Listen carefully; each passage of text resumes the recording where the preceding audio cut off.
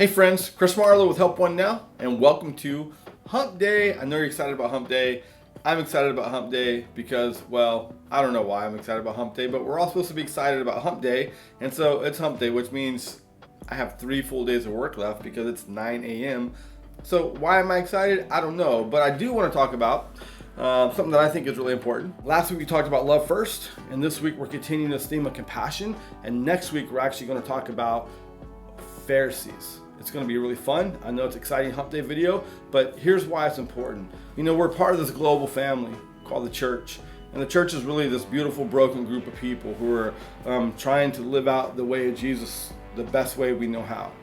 There's one thing Jesus taught us, and this is the one moment that I want to capture. It's your first reaction to a situation typically reveals what's in your heart.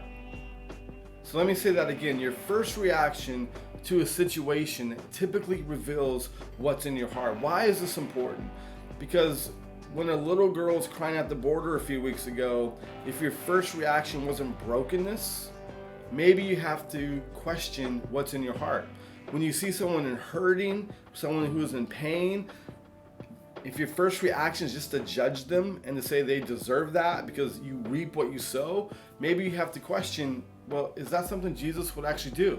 You know, the thing Jesus was frustrated with the Pharisees is that they would try to use the law and scripture to literally hurt people. And so Jesus is in this moment, and they bring this lady up who was caught into adultery, and these self-righteous, full of judgment Pharisees basically were trying to trap Jesus, and they said, okay, she has been caught in adultery. So the law of Moses said she deserves to die. And then Jesus said, well, who hasn't broken the law of Moses? If there's anyone here, this is your moment to pick up a stone and throw it.